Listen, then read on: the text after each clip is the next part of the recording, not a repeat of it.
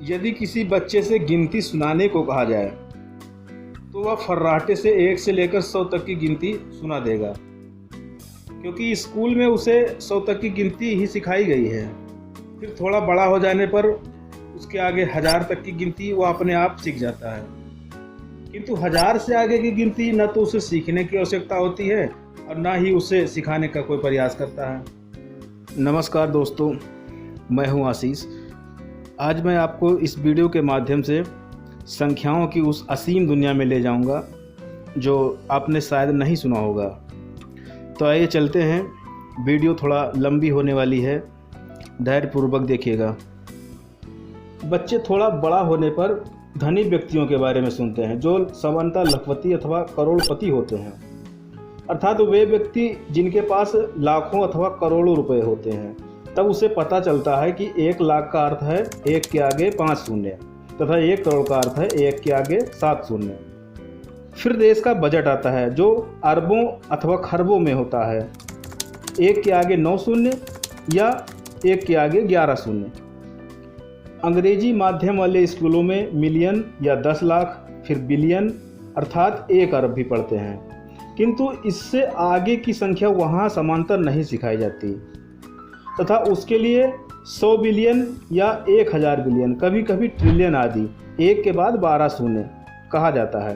किंतु हिंदी माध्यम के स्कूल इस मामले में बहुत आगे हैं, जहां अरब खरब के बाद नील 1 के बाद 13 शून्य, पदम 1 के बाद 15 शून्य तथा शंख 1 के बाद 17 शून्य और यहाँ तक कि महाशंख 1 के बाद 19 शून्य तक भी सिखा दिया जाता है। सामान्य जीवन में इनके बाद की गिनती को तो केवल कल्पना की दुनिया मात्र ही माना गया है और आगे की गिनती तो कोई नहीं सीखता है। किंतु वैज्ञानिक क्षेत्रों में गिनतियों का अंत यही नहीं हो जाता। वैसे अब अंग्रेजी की देखा देखी हिंदी समाचार पत्रों तथा टीवी आदि पर 25 मिलियन रुपए, सही शब्द 2.5 करोड़ रुपए या 1 बिलियन की जनसंख्या का प्रयोग किया जाने लगा है, जबकि इसके लिए सही शब्द 100 करोड़ या 1 अरब की जनसंख्या होनी चाहिए। वैसे आज के युग में जब विज्ञान इतनी ऊंचाई पर पहुंच चुका है तो वैज्ञानिकों का काम अरब खरब नील पदम शंख और महाशंख अथवा बिलियन ट्रिलियन से नहीं चलता है, बल्कि उससे आगे की गिनतियों को भी सीखने की आवश्यकता पड़ती है। तो आइए पहले देखते हैं सबसे बड़ी संख्याओं के बारे में। अंग्रेजी में बड़ी तथा छोटी संख्याओं के लिए वैज्ञानिक शब्द हैं। इनमें कुछ शब्दों से तो हम परिचित ही हैं। उदाहरण के लिए डेसी, सेंटी, मिली, माइक्रो, डेका, किलो। बड़ी संख्याओं के शब्दों की श्रृंखला में आगे के शब्द भी हम सुनते हैं, जैसे मेगा 10⁻6, गीगा 10⁻9, टेरा 10⁻12। इसी क्षेत्र में कुछ ऐसे और शब्द हैं जैसे पीटा 10⁻15 तथा एक्सा 10⁻18 आदि। वैसे यह भी विदित है कि इन संख्याओं को लिखते समय प्रायः हम पारंपरिक शब्दों का उपयोग करना पसंद करते हैं। जैसे हम दिल्ली से बेंगलोर की दूरी 2000 किलोमीटर ही कहना चाहेंगे, 2 मेगामीटर नहीं। किंतु समय के साथ इन परंपराओं में भी संभवतः परिवर्तन आ सकता है।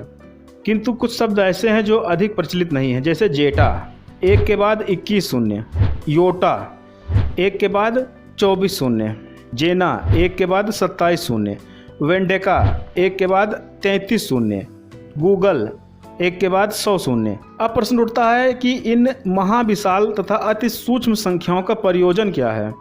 वास्तव में वैज्ञानिक क्षेत्रों में इन सभी संख्याओं का अस्तित्व है, यद्यपि वह नाम मात्र के लिए ही प्रयोग में लाई जाती हैं, किंतु कभी कभी उनकी आवश्यकता पड़ ही जाती है। विशेष तौर पर लिखित भाषा में बजाय 10⁻24 लिखने के एक योटा लिखना अधिक सरल है।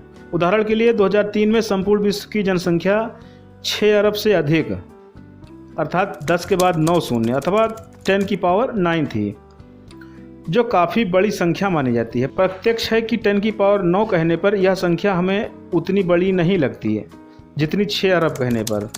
किंतु कुछ दूसरी संख्याएं हैं जो वास्तव में बड़ी हैं, जैसे प्रकाश की गति 1 सेकंड में 3 लाख किलोमीटर और यह प्रकाश 1 वर्ष में 94.5 खरब किलोमीटर दूरी तय करता है।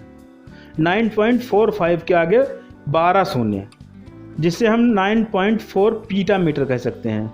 इसके अलावा ब्रह्मांड में अनेक आकाशगंगाएं हैं जो बहुत दूर हैं, जैसे एंड्रोमेडा नामक गैलेक्सी लगभग 20 जीटा मीटर अर्थात 2 के बाद 22 शून्य की दूरी पर है। ब्रह्मांड की अब तक की सबसे अधिक दूरी की वस्तु जो भौतिक साधनों द्वारा देखी जा सकती है वह एक क्वाज़र है, जो लगभग 130 योटा मीटर यानी 1.3 के बाद 26 शून्य की दूरी पर है और इस दूरी को प्रकाश लगभग 14 अरब वर्ष में तय करता है। कुछ गैलेक्सियां तो 1 खरब प्रकाश वर्ष से भी अधिक दूरी पर हैं। यदि इसे मीटर में प्रदर्शित किया जाए तो यह दूरी लगभग 10 योटा मीटर 1 के बाद 25 शून्य आती है। यदि संपूर्ण पृथ्वी की मात्रा निकाली जाए तो लगभग 6 जेनाग्राम 6 के बाद 27 शून्य आती है।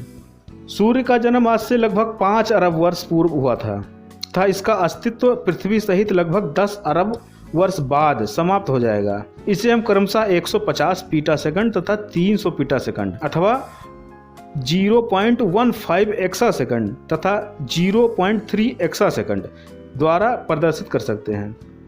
3 के बाद 17 शून्य। इसी प्रकार ब्रह्मांड की उत्पत्ति बिग बैंग लगभग 12 से 15 अरब वर्ष पूर्व तथा उसका अंत लगभग 10 अरब वर्ष बाद माना जाता है।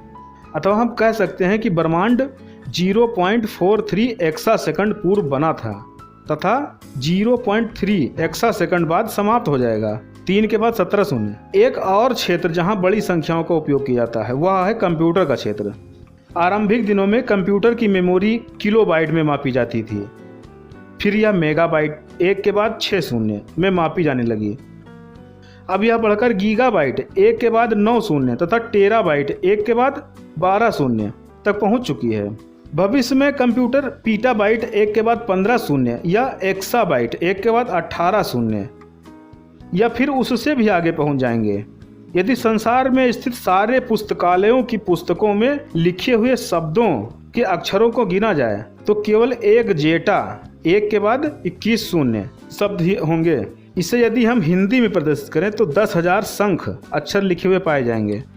एक गणना के अनुसार यदि अंग्रेजी भाषा के सभी 26 अक्षरों के विभिन्न वर्गों को मिलाकर सार्थक तथा निरर्थक शब्द बनाए जाएं तो कुल मिलाकर 403 योटा 4 के बाद 26 शून्य से भी अधिक शब्द बन जाएंगे।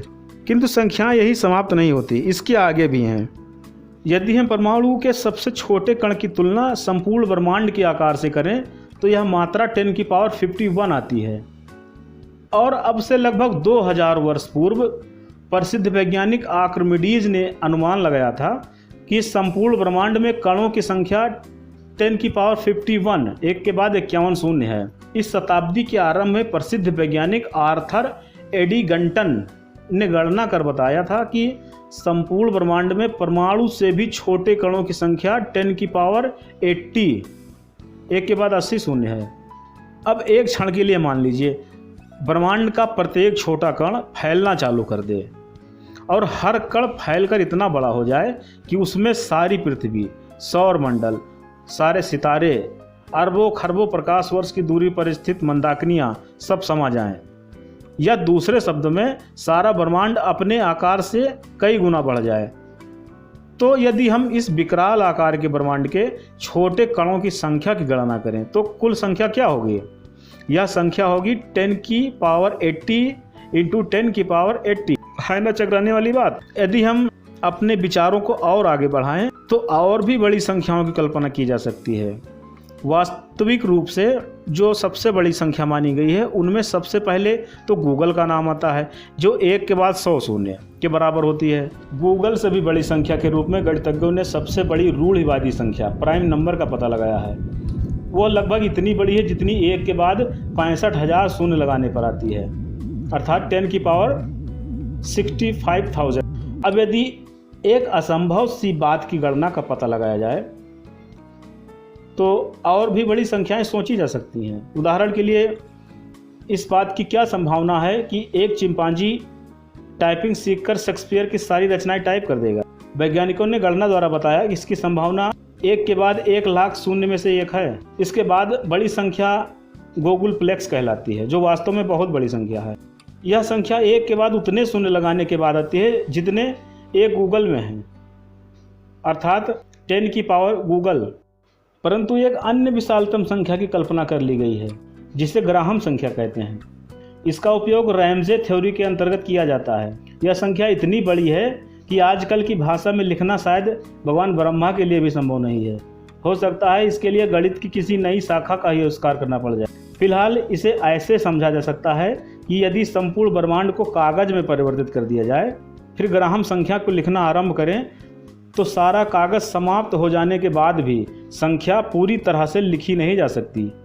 इस प्रकार संख्याओं की दुनिया अद्भुत है, जिसे समझने और जानने के लिए किसी गणितज्ञ की सहायता लेनी पड़ सकती है। वीडियो देखने के लिए बहुत बहुत धन्यवाद।